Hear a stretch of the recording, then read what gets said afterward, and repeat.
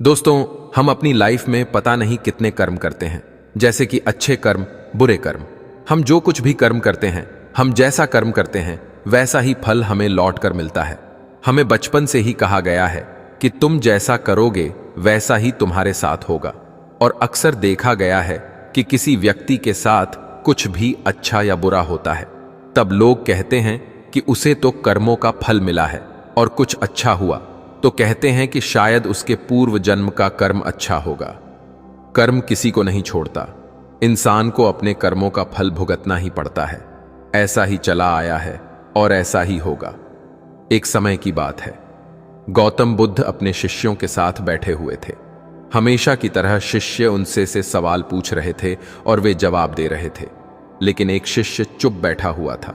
तब बुद्ध पूछते हैं, क्या हुआ, तुम कुछ पूछ नहीं रहे हो?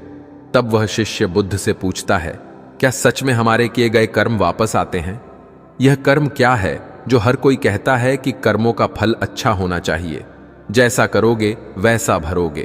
तब बुद्ध कहते हैं, बेटा, कर्म का फल हमेशा साथ आता है, वह कभी नहीं जाता। और कर्म क्या है, इसके ऊपर मैं तुम्हें एक कहानी सुनाऊंगा, जिससे तुम्हें सब कुछ कर्मों के बारे में ज्ञात होगा। एक समय की बात है, एक छोटे से गांव में दो मित्र रहते थे। दोनों काफी अच्छे दोस्त थे। बचपन से ही दोनों साथ रहते थे।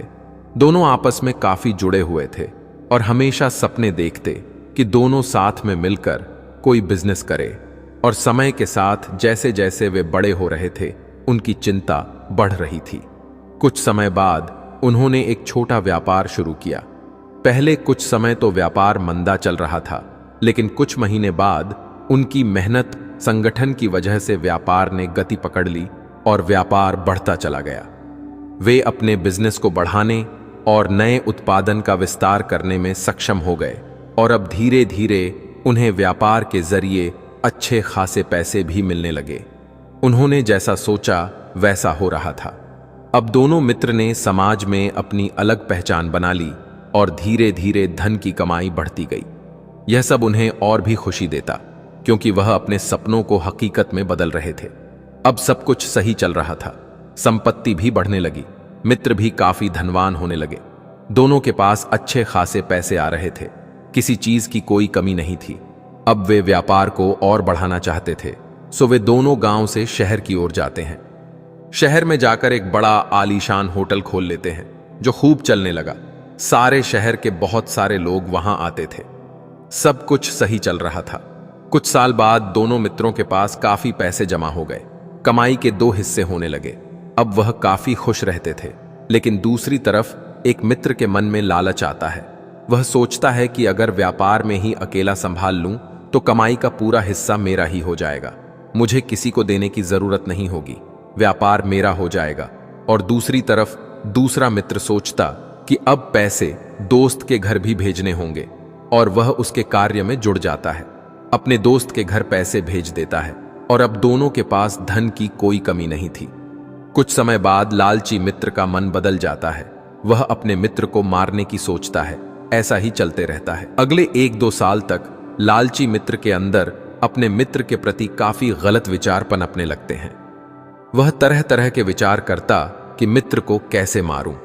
फिर एक दिन दोनों मित्र समुद्र के किनारे साथ बैठकर बातचीत कर रहे थे। दोनों खूब बातें करते हैं, व्यापार की चर्चा करते हैं, और पहला दोस्त मुकेश काफी खुश रहने लगता है कि वह अपने मित्र को बिना बताए उसके घर पैसे भेज रहा था। और मुकेश अपने दोस्त मानव से कहता है कि हमने सब कुछ प्राप्त कर लिया, जैसा हमने सोचा था वैसा हमें सब मिल गया। लेकिन दूसरी तरफ लालची मानव कुछ और भी सोच रहा था। अब दोनों काफी थक चुके थे और वह घर जाते हैं, और मुकेश मानव से कहता है कि हमें चाय पीनी चाहिए। तो मानव चाय में जहर मिलाकर मुकेश को दे देता है, और मुकेश वह चाय पीकर मर जाता है। मानव ने अपने दोस्त मुकेश के साथ विश्वासघात कर सारी संपत्ति का मालिक बन जाता है। उसने वापस गांव में जाकर खूब जमीनें खरीदी। उसने अपने व्यापार को और बढ़ाया, लेकिन जो देख रहा है उसकी दृष्टि से कोई नहीं बच सकता। अब कुछ समय बाद मानव गांव का काफी मशहूर अमीर आदमी बन चुका था। उसके पास बहुत संपत्ति थी। फिर कुछ साल बाद मानव ने शादी कर ली और शादी के बाद उसे एक काफी होनहार आकर्षित पुत्र प्राप्त होता है। पुत्र इतना आकर्षित होता है कि किसी का भी मन लुभा ले और वह पढ़ाई में भी काफी होशियार बन गया था। अब मानव सोचता है कि मेरे पुत्र को मुझे बाहर देश पढ़ाई के लिए भेजना चाहिए, लेकिन इस समय मानव के बुरे कर्म उसको नहीं छोड़ते हैं। उसके बुरे कर्म वापस आ जाते हैं और मानव का पुत्र पढ़ाई के लिए चला जाता है। विदेश जाने के कुछ समय बाद ही पुत्र काफी बीमार रहने लगता है। मानव इलाज के लिए लाखों रुपए यहां से भेजता, लेकिन फिर भी कुछ नहीं हो रहा था। धीरे धीरे सारी कमाई भेज दी पुत्र के इलाज में, और पुत्र के इलाज में उसका काफी धन खत्म हो गया था। संपत्ति भी खत्म होने के कगार पर थी। धीरे धीरे जमीन जायदाद बिकने लगी। फिर भी पुत्र की हालत में कुछ सुधार नहीं आ रहा था, और अब इधर बढ़ते समय के साथ मानव कर्ज लेने लगता है। जो व्यक्ति कुछ साल पहले खूब धनवान जमींदार था, अब कुछ नहीं रहा। अब वह कर्जदार बना चुका था। वह भले ही अपने कर्म को भूल गया हो, लेकिन कर्म किसी को नहीं छोड़ता और वह समय के साथ जरूर वापस आता है। और मानव सोचने लगता है कि ऐसा क्यों हो रहा है, तो किसी महात्मा पुरुष के पास जाता है और सारी बात बता देता है, लेकिन वह महात्मा उसकी मदद करने से मना कर देता है। तब मानव खूब दुखी हो जाता है। सब कुछ हाथ से गवा चुका था। ना संपत्ति रही, ना जमीन रही, और ना ही कोई व्यापार बचा था उसके पास। अब वह कई लोगों से कर्ज ले चुका था। वह कर्जदार बना चुका था। अब उसके पास कुछ नहीं बचा। सब गवा कर अपने पुत्र से मिलने चला जाता है। पुत्र से कहता, बेटा सब कुछ कर लिया, सब बेच दिया, घर संपत्ति कर्जा भी ले लिया, और रोने लगता है। तब पुत्र के अंदर से मानव को अपना मित्र मुकेश दिखता है और कहता, दोस्त अब कैसा लग रहा है, सारा हिसाब बराबर, अब मैं चला। और पुत्र इतना कहकर अपने प्राण छोड़ देता है। सब समाप्त हो जाता है, और पुत्र को खोने के बाद मुकेश मानसिक तनाव में आकर पागल हो जाता है।